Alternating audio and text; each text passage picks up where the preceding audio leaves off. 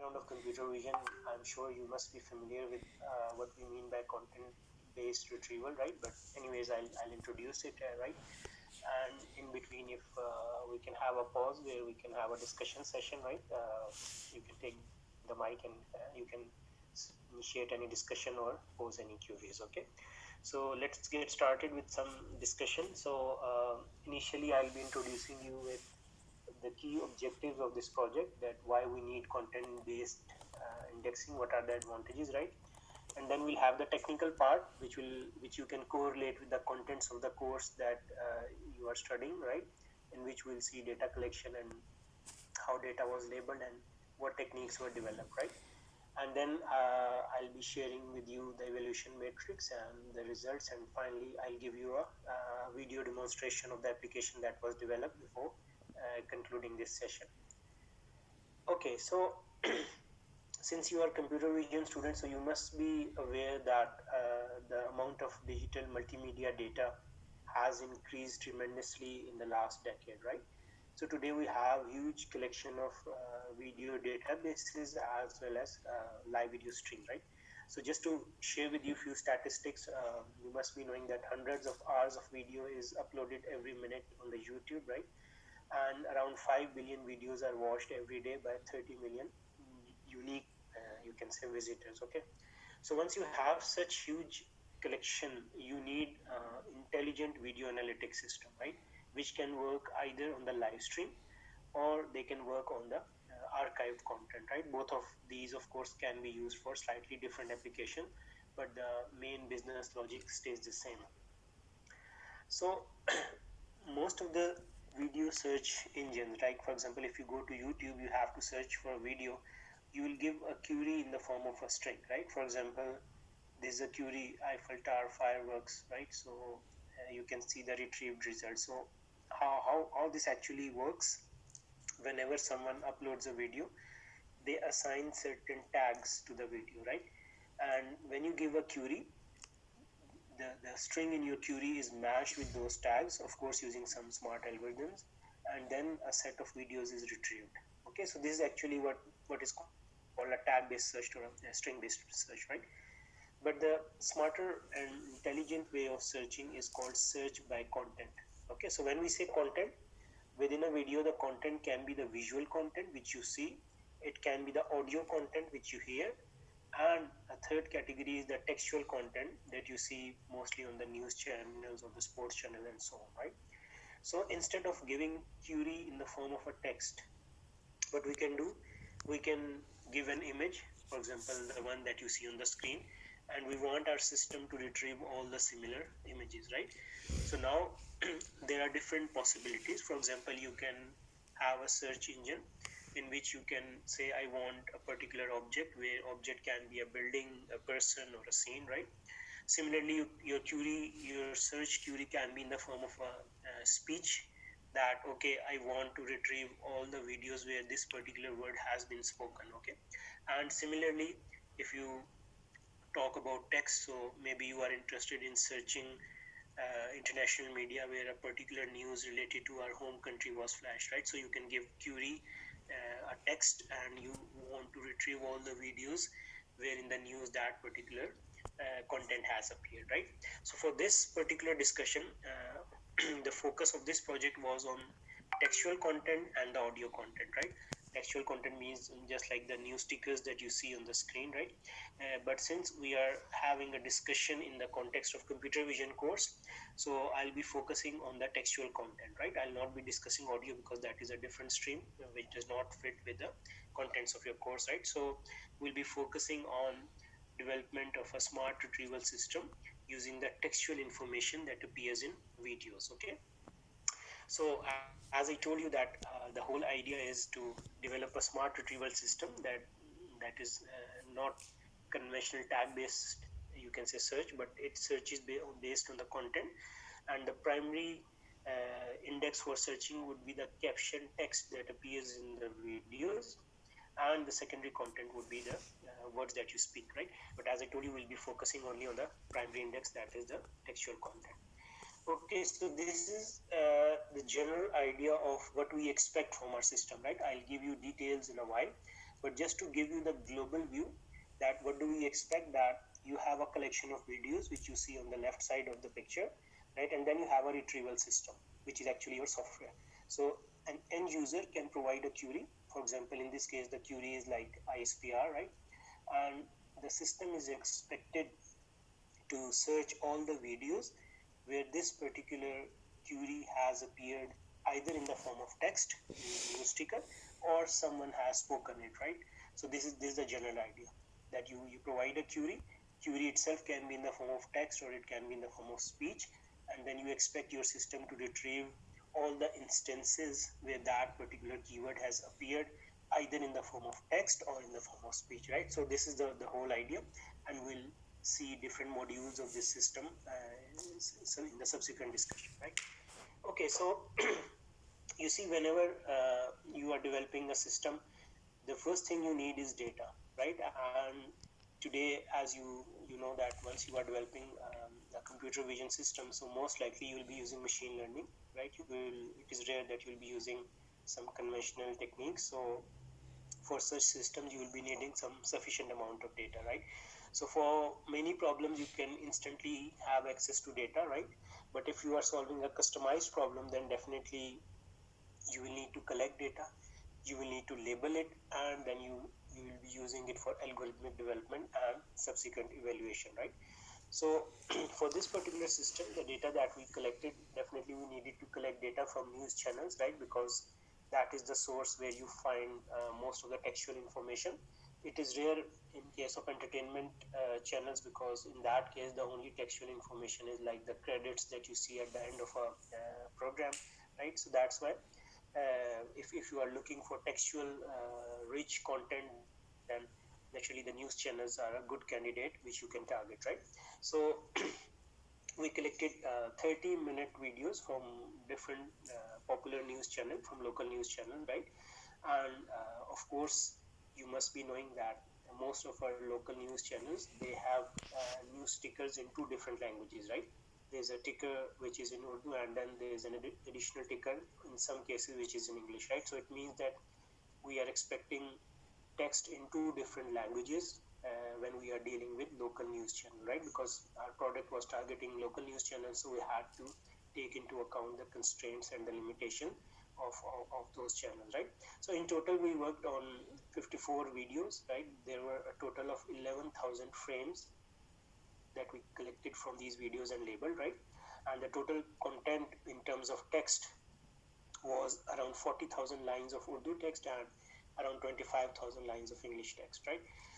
So you see, when you have to label data, right? You need some tool, right? Because labeling 10,000 frames is not an easy job, right? You need volunteers, you need students who can do that. But of course, you need to provide them with a tool which they can use to label data, right? Now, what does label? Why do we need to label, right? Whenever you are developing an object detection system, right, which you must have seen in computer vision course. So, of course, in order to train your classifier, you first need to give the locations of the object that you are detecting, right? So, in our case, the object is actually text. So, whatever discussion we are doing, you can consider it as an object detection problem and then subsequent recognition. And in this case, the object is actually text, okay? So when we have to detect object which is text using machine learning, we need label data, and by label data we mean that I need to draw a bounding box around every occurrence of the text, right? For example, wherever you see a text on this frame, you have to draw a bounding box which will give you the location of that textual region or that object, right? And you must be knowing that whenever we have a bounding box is specified by XY coordinate of the center or the top left point and the width and height of the bounding box, okay? So it means that for every frame, you need to store the location of textual content. You need to draw a bounding box around every single text line, but that is only for the detection part. You also have to design an OCR. It means you need to know what is the text which is written in that box, right? So I'm sure you must be familiar with an OCR. So once you are designing an OCR, you also need the transcription of every text line, right? So if you have to label this frame, what you will do, you will draw a bounding box around every text line, and then you will type the text, whatever is appearing in that particular, you can say, region, right? So it can be Urdu text, it can be English text. So you see, labeling a single frame on the average takes around 7 to 10 minutes, right? Because you have to draw a bounding box, then you have to type the text. So if you are lucky, you will have very few text line, but if it is a frame like the one that you see on the screen, right? So there are around, I think, 6 to 7 Urdu lines, and then one English line of text, and then there's a logo as well at times. So you see, if you think that I have to type everything, I have to draw bounding box, so it will take some time. So definitely it was a tough task, but eventually with the help of students we were able to do that, and we were able to label more than 10,000 such frames, right? Where you have the location of text, you also have that transcription of text, that what actually is written in that particular region.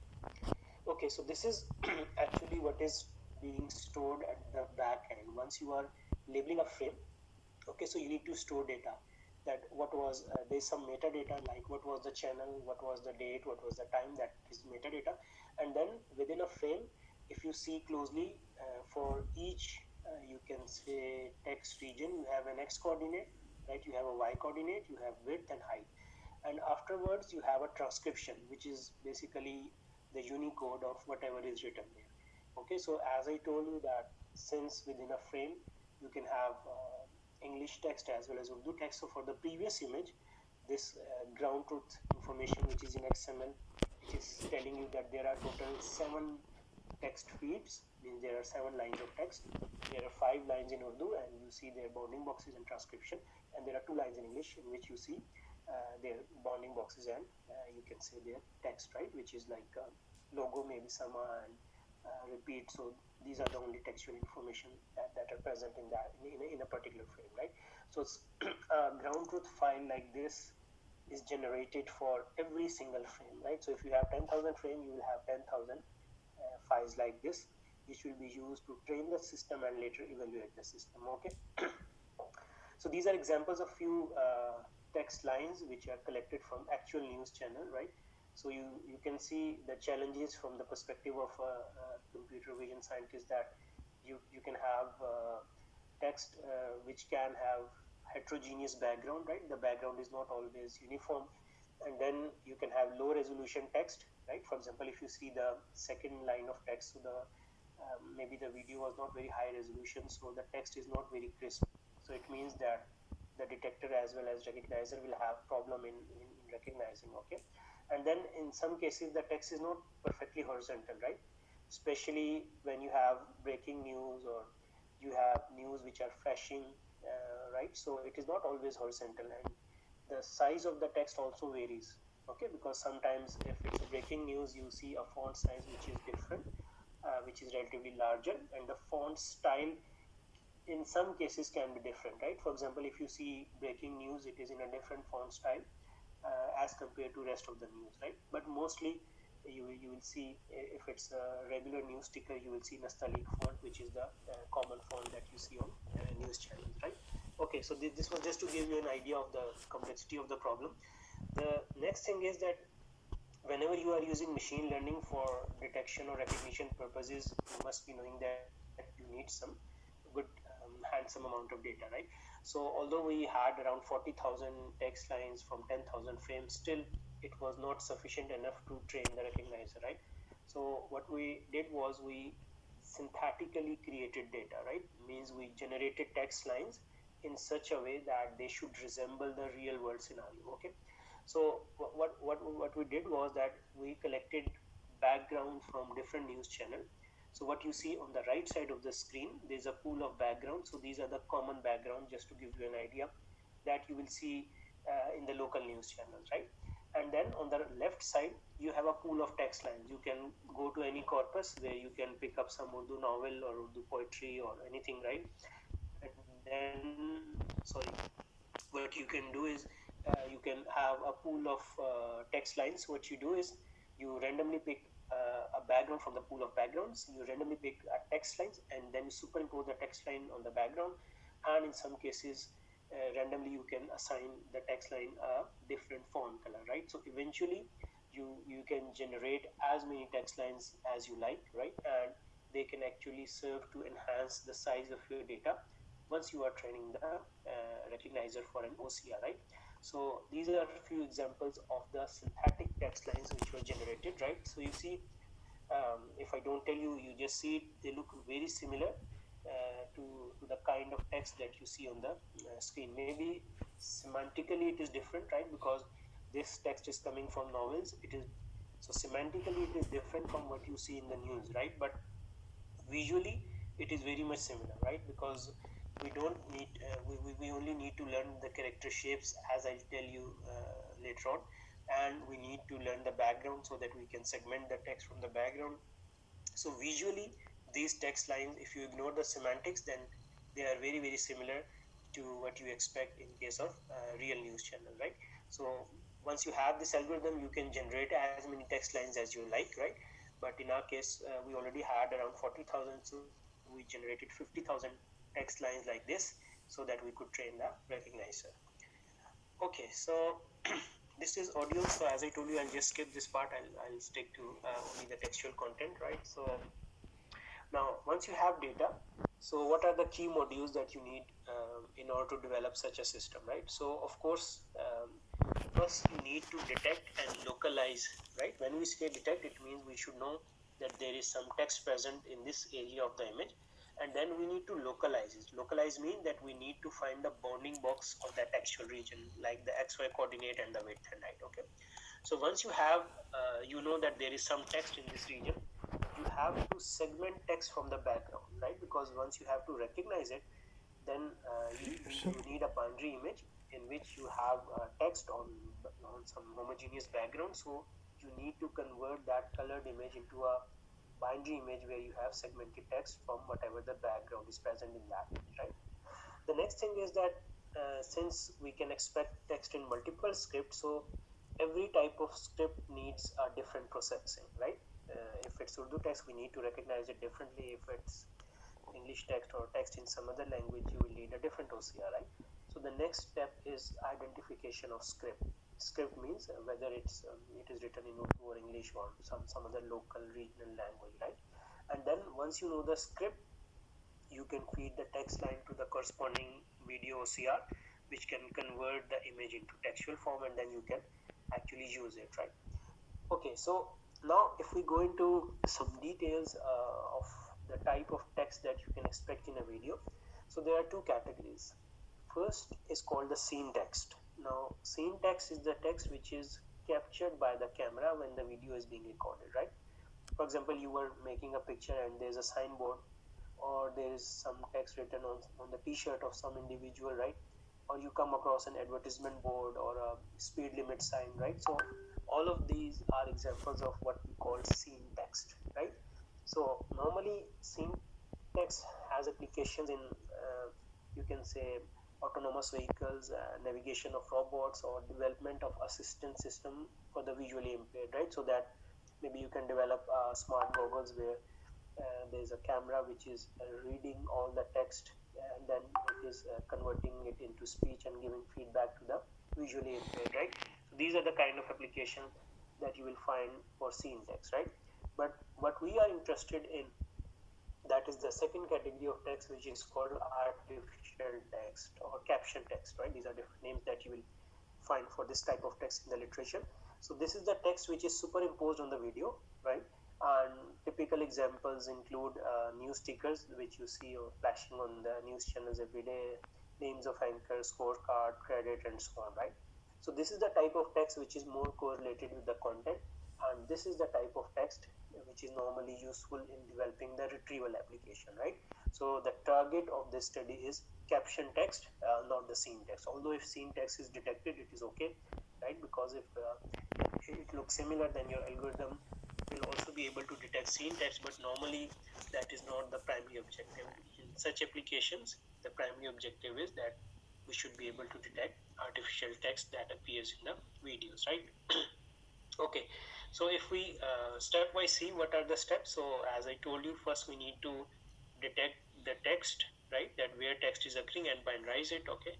And then we need to identify the script, that every script needs a different processing, right? So we need to discriminate between the types of the script, and then once we have these text segregated into different scripts, we can feed it to the corresponding OCR. Okay, and the OCR can convert the image into text, and once we have the text, we can actually create an index. Right now, you see, this is the important step, that suppose we have a list of keywords like names of some people or countries or locations, right? So once I have the text against a particular frame, I can make a database in which I can store information that, okay, this particular keyword appeared in this video at this frame number, right? And then later on, when I will query, for example, if my query is Pakistan, so I don't need to do any processing. I just need to go to the database, and it will give me the videos and the locations in the videos where that particular keyword was appearing, right?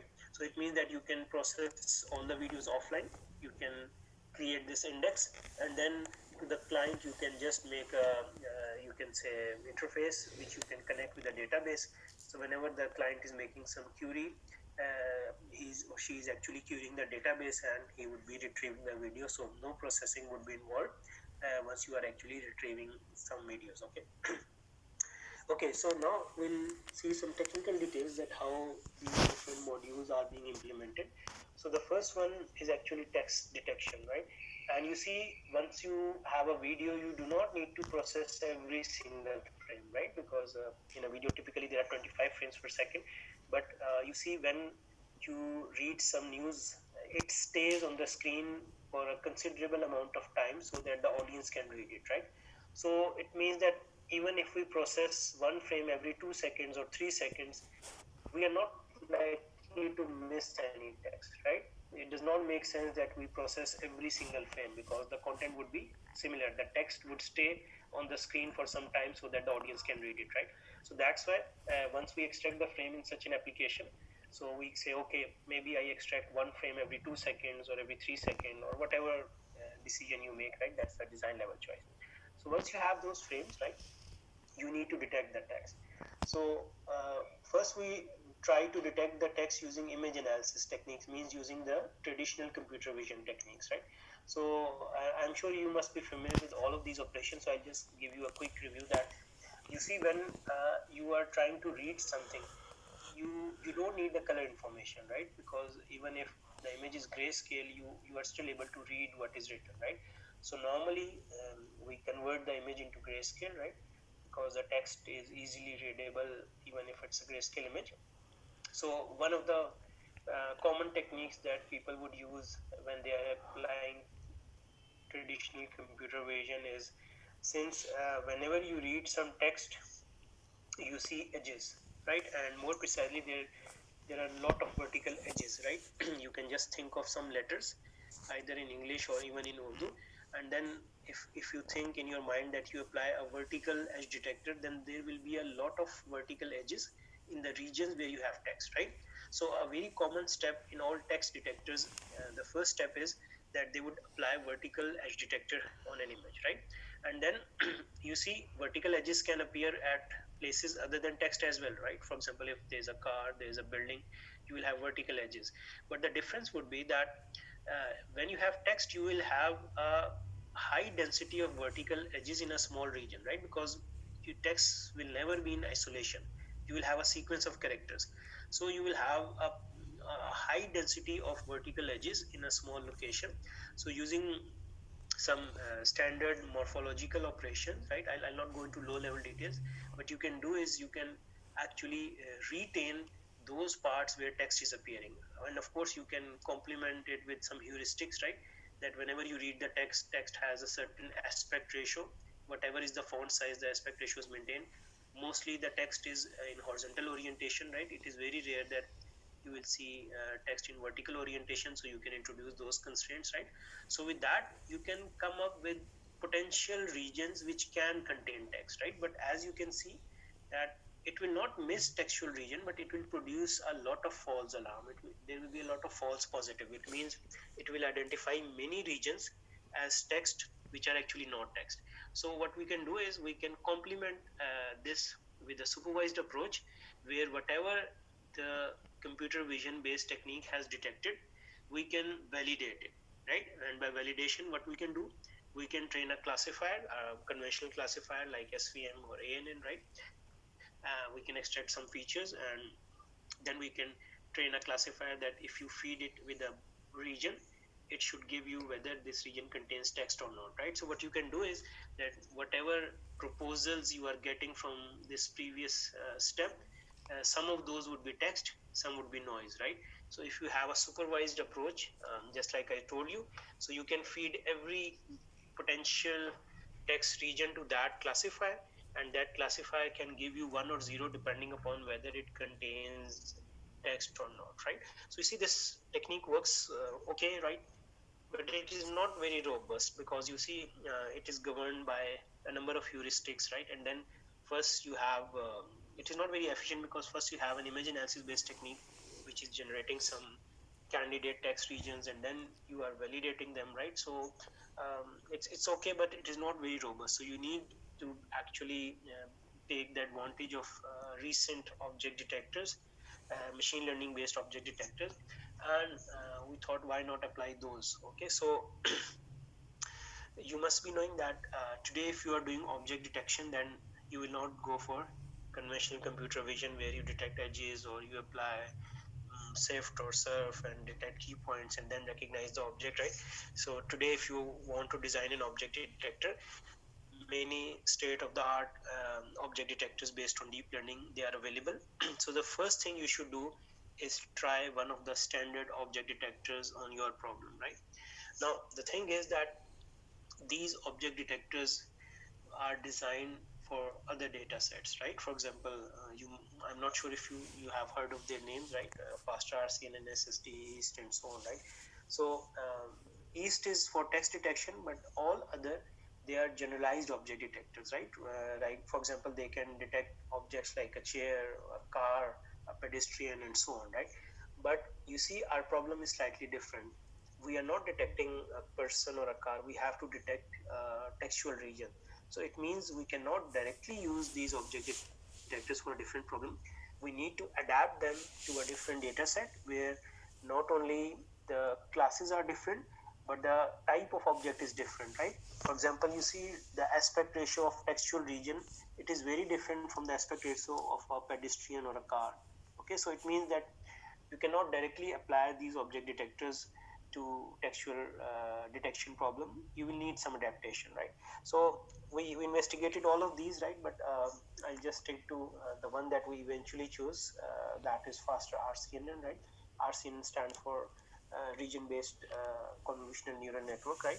So I hope you will see it in some course on machine learning or deep learning, right? But I'll just give you a quick idea of how it works. So basically, you feed your image to some CNN, right, which converts your image into a feature map, right, into a volume of feature map.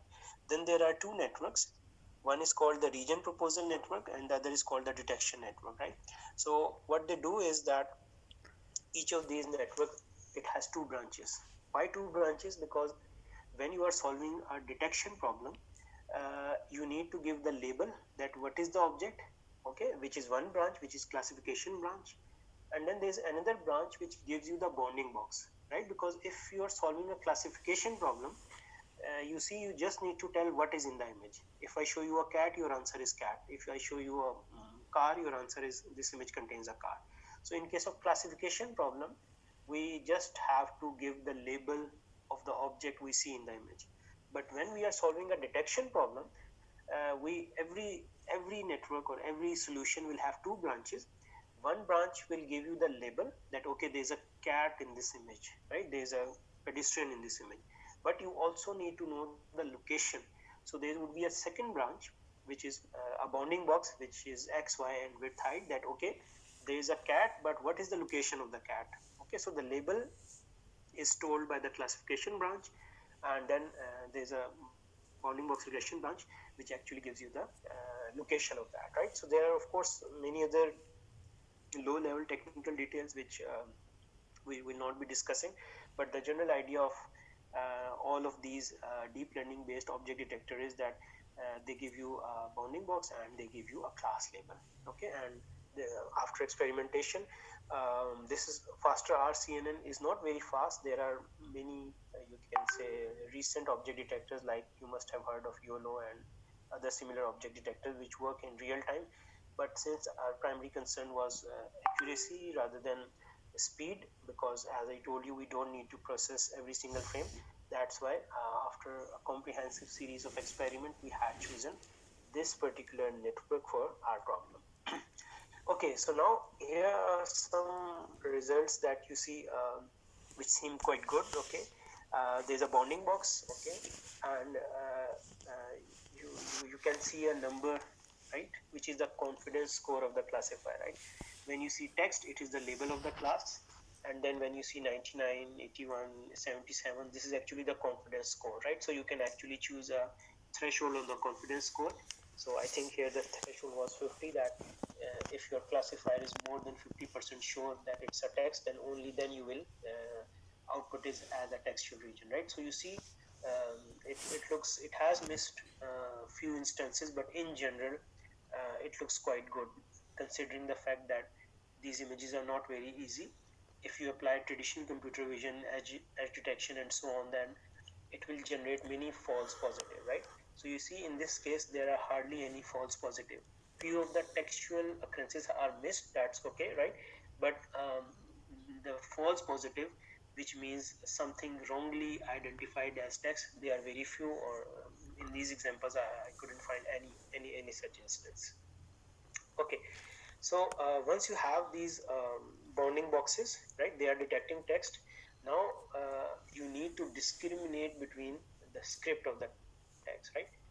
For example, as I told you that the news channels we are targeting, they have textual occurrences in Urdu and English, so that was our focus. So you need to discriminate between these two categories of text, right, which is called script identification. So it's a simple two-class problem. So you can actually use a CNN or any other technique to discriminate between these two classes, right? So that works fine, right? But you see, there seems to be a problem that first you are detecting text, right? Then you are segmenting it from the background, which I have not told you yet, and then you are identifying the script. So it is more like a cascaded framework. And if you have errors in the first step, then those errors actually propagate to the subsequent steps, right?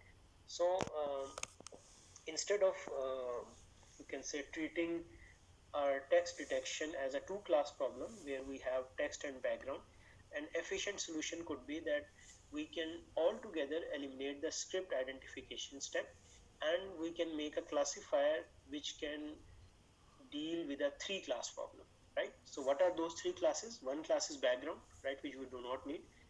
And other class, instead of having text, we can make a class English text, we can make a class Urdu text, or you can make Arabic or Farsi or Persian, anything which is appearing in your data, right? So you see, now what we can do is we can combine script identification and text detection in a single model, right? That rather than the model outputting text, non-text, and then we say what is the script of the text, we say, okay, train the model in such a way that text in each script is a different class. It should get a different label, right? So that would actually eliminate the requirement of a script identification module, right? So now this is what I was talking about, that now you have three classes: background, English text, and Urdu text. So all the labels that you see in the green, right, they are actually Urdu text, all right, and everything else which is not detected, where you don't see a background, that is the third class which we are ignoring, right? So now you see there's a single model, and script identification is not performed separately. You have text detection and script identification combined together in one single model, and your model will output the label, which is Urdu text or English text or any other type of text in which you are interested. So you can actually skip that step of script identification, right? Okay, so once we have the bounding boxes of the text, okay, we also know the type of script. Now we need to segment text from the background, right? But you see, there are two different polarities in which text can appear. What you see on the left side, right, you have dark text on bright background, right? Text text is like close to black and the background is off-white, so you have dark text on bright background. But sometimes you can have the reverse polarity. For example, the example you see on the right side of the screen, you have bright text, right, which is on a bluish background, which is light background. Okay, so before you can apply binarization, you need to have all the text regions having the same polarity. Okay, so how do we do that? There are different ways, right? But convention. Okay, our convention is that okay, we will always have dark text on bright background. Okay, it means my text would be dark, like close to black. So if it is not the case, I need to invert the image so that I follow my convention, right? Now, how do we know if we need to invert or not, right? So it's fairly simple. What we do, we apply an edge detector, okay? So it will give you the image that you see in figure C, okay? And then you can fill these contours, so you will have a mask. Like what you see in figure D is like a mask. So using this mask, you can go to the original image and you can find the average gray value within the region which is corresponding to this mask, right? So you are actually computing the average gray value of text, which is not perfectly segmented text, but just an approximate region of text. So it will give you the average color of text, and rest everything is background. You can also compute the average value of the background, and comparing those values, you can actually make a decision that whether you need to invert or not, right? So once you have this information, so all of those text lines which are not following the convention, you can invert them, and now eventually you will have all the text lines which will be following the same convention, that you have dark text on bright background. Okay, so once you have all the text lines within the same, you can say, polarity, you need to binarize them, right? And I'm sure in computer vision or image processing course, you must have seen binarization techniques, right? So instead of inventing a new binarization techniques, we investigated the existing binarization techniques, right? I'm sure you must have heard of UniBlack also, right? So and so on, right? So you see, we have a sample image where you have binarization, right? So you see, among these, the Wolf algorithm was actually specifically designed for video, right? Because the text that you see in video is different from what you see in a scanned document. So other binarization techniques, they work well if you have scanned document images, printed or handwritten. But when you are talking about video, so the last one which you see, which is visually looks pretty crisp and a good binarization. So the reason is that this particular technique was designed actually for video frames, right? So this is the reason that we investigated many, but eventually we choose the one which is the last one, which is Wolf's algorithm, which actually was designed for this particular problem, right? Okay, so next we have the recognition part, right? But before that, if you have any queries, any comments, you can raise your hand and you can talk, right? It's up to you. So I'll take a short pause in between. If you have any query or comment, you are welcome to share. Thank you.